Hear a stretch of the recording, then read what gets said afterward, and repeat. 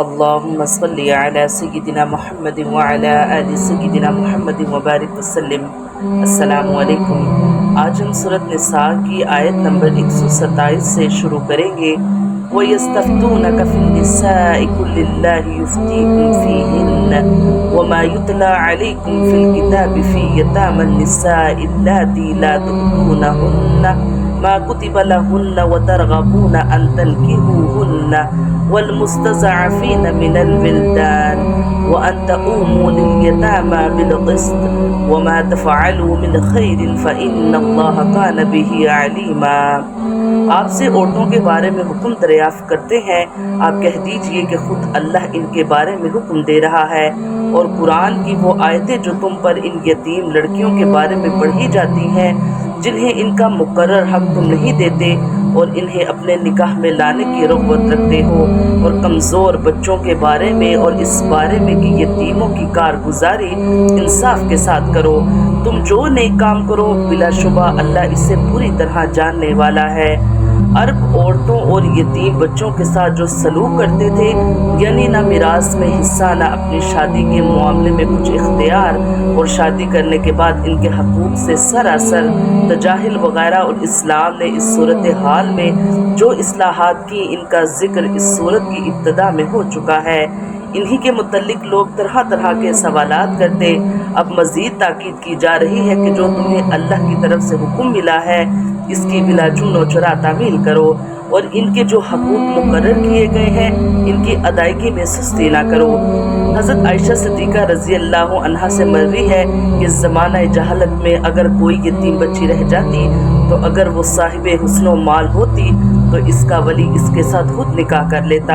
لیکن اس کے حقوق کی ادائیگی کا خیال تک نہ کیا جاتا، اور اگر وہ صاحب مال تو ہوتی لیکن قبول صورت نہ ہوتی تو پھر سرے سے اس کی کسی سے شادی ہی نہیں کی جاتی تاکہ اس کے حقوق کا مطالبہ کرنے والا ہی کوئی نہ ہو اور وہ خود ہی اس کے مال کو ہضم کر جائے، اور اگر وہ نہ خوبصورت ہوتی اور نہ مالدار تو پھر اس کو اپنی مرضی سے کسی کے پلے باندھ دیا جاتا اور اس کا مہر وغیرہ ولی خود وصول کر لیتا۔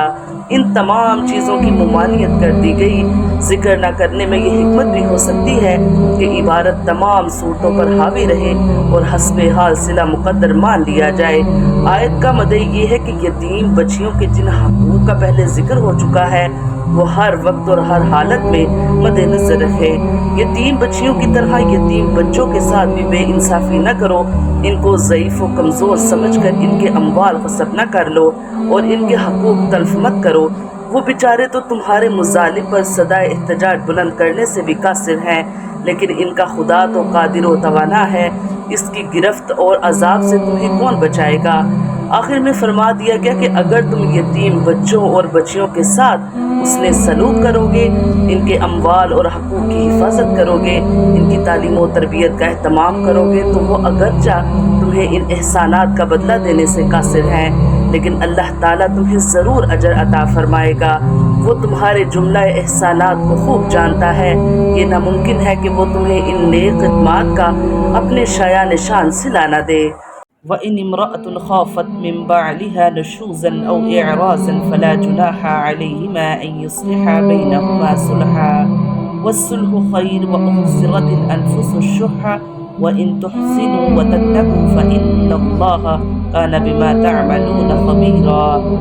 اگر کسی عورت کو اپنے شوہر کی بددماغی اور بے پرواہی کا خوف ہو تو دونوں آپس میں جو صلح کر لے، اس میں کسی پر کوئی گناہ نہیں۔ صلح بہت بہتر چیز ہے، طمع ہر نفس میں شامل کر دی گئی ہے۔ اگر تم اچھا سلوک کرو اور پرہیزگاری کرو تو تم جو کر رہے ہو اس پر اللہ تعالیٰ پوری طرح خبردار ہے۔ بعض اوقات کسی شوہر کا اپنی بیوی سے دل نہیں ملتا اور وہ اس سے بے رخی اختیار کر کے اسے طلاق دینا چاہتا ہے۔ اس صورت میں اگر بیوی طلاق پر راضی نہ ہو تو وہ اپنے بعض حقوق سے دستبردار ہو کر شوہر سے صلح کر سکتی ہے،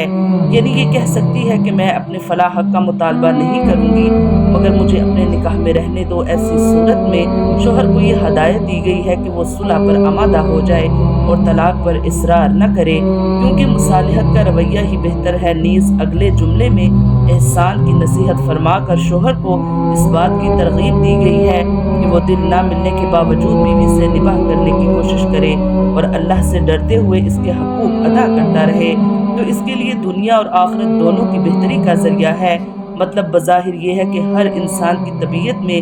دینوی فائدوں کا کچھ نہ کچھ لالچ ہوتا ہے، اسی لیے اگر عورت اپنے کچھ دینوی مفادات چھوڑ رہی ہے تو شوہر کو یہ سوچنا چاہیے کہ اس طلاق کی صورت میں کوئی سخت تکلیف پیش آنے کا اندیشہ ہے،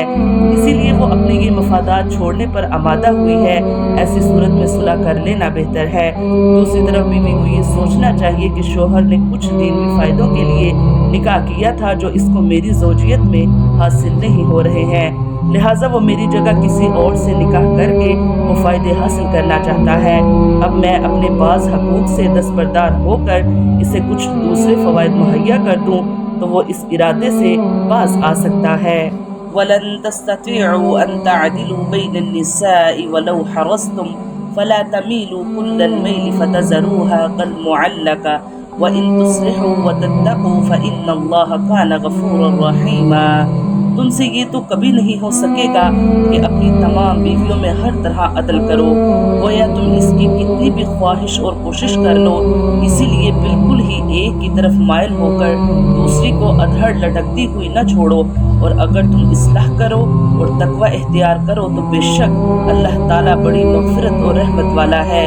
یعنی یہ بات انسان کے اختیار سے باہر ہے کہ وہ قلبی محبت اور لگاؤ میں بیویوں کے درمیان پوری برابری کرے، کیونکہ دل کا جھکاؤ انسان کے بس میں نہیں ہوتا، لہٰذا اگر ایک بیوی سے دلی محبت دوسرے کے مقابلے میں زیادہ ہو تو اس پر اللہ تعالیٰ کی طرف سے پکڑ نہیں ہے۔ البتہ عملی سلوک میں برابری کرنا ضروری ہے، یعنی جتنی راتیں ایک کے پاس گزاری اتنی ہی دوسری کے پاس گزارے، جتنا خرچ ایک کو دیا اتنا ہی دوسری کو دے، نیز ظاہری توجہ میں بھی ایسا نہ کرے جس سے کسی بیوی کی دل شکنی ہو اور وہ یہ محسوس کرنے لگے کہ وہ بیچ میں لٹکی ہوئی ہے۔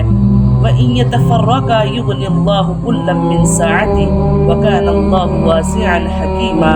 اور اگر میاں بیوی جدا ہو جائیں تو اللہ تعالیٰ اپنی وسعت سے ہر ایک کو بے نیاز کر دے گا،